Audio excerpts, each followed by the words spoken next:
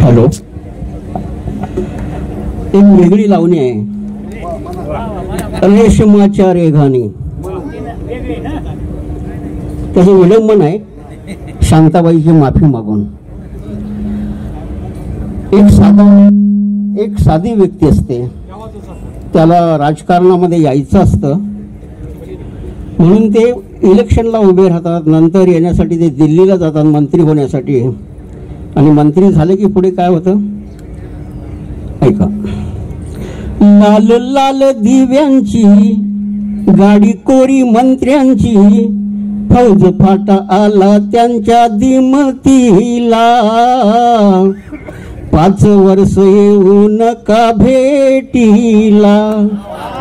लाल लाल दिव्यांची गाडी कोरी मंत्र्यांची, फौज फाटा आला त्यांच्या दिमतीला. 5 वर्ष येऊ नका भेटीला. दारोदारी फिरून वाट झिजली, अंगातील बॉडी नवी भिजली. दारोदारी फिरून वाट झिजली, अंगातील बॉडी नवी भिजली. भिजली भिजली हो भिजली. डोक्याला हा लाल फेटा हार गळा शोभिला. डोक्याला हा लाल फेटा हार गळा शोभिला. 5 वर्ष येऊ नका भेटीला. 5 वर्ष येऊ नका भेटीला. जात होतो दिल्लीला मी तोऱ्यात हो तोऱ्यात. जात होतो दिल्लीला मी तोऱ्यात हो तोऱ्यात. येऊन या कोण बसली पुढ्यात हो पुढ्यात. जात होतो दिल्लीला मी तोऱ्यात हो तोऱ्यात. येऊन या कोण बसली पुढ्यात हो पुढ्यात. मोबाईलच्या आवाजानं पुन्हा पिंग घातला. मोबाईलच्या आवाजानं पुन्हा पिंग घातला. 5 वर्ष येऊ नका भेटीला. 5 वर्ष येऊ नका भेटीला. भीड नाही आम्हा आल्या गेल्यांची, बदलली फळी कार्यकर्त्यांची. भीड नाही आम्हा आल्या गेल्यांची, बदलली फळी कार्यकर्त्यांची. कर्त्यांची हो कर्त्यांची. कोण काय म्हणती आमुच्या या खोडीला.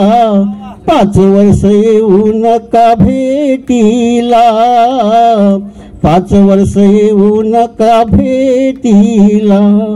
लाल लाल दिव्यांची गाडी कोरी मंत्र्यांची, फौज फाटा आला त्यांच्या दिमतीला. 5 वर्ष येऊ नका भेटीला. धन्यवाद. धन्यवाद वावणेकरजी. आपण विडंबन सुद्धा किती छान प्रकारे करता येऊ शकतं हे आपल्या रचनेतून दाखवून दिलेलं आहे. साहित्यामध्ये गद्य आणि पद्य असे प्रकार आहेत. गद्याचे अनेक वेगळे प्रकार आहेत, पद्यामधले सुद्धा वेगवेगळे प्रकार आहेत.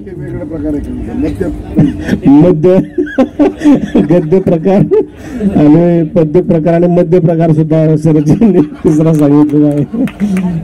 मग त्याच्याशिवाय साहित्यिक पूर्ण होऊ शकत नाही. एक गझलकाराने असं सांगितलेलं आहे की गीत गुंजारते जीवनाची गझल.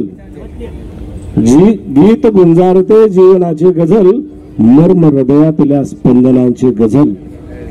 भावनेला मुक्या बोलवेना जिथे, नेमकी वेदना तीच गाते गझल.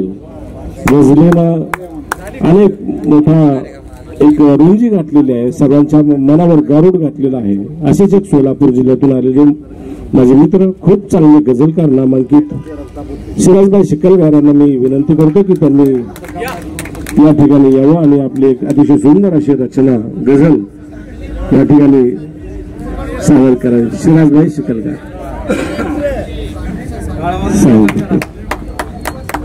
नमस्कार. वर्णन केवळ एवढा मिठा काय मोठा नाही, साधा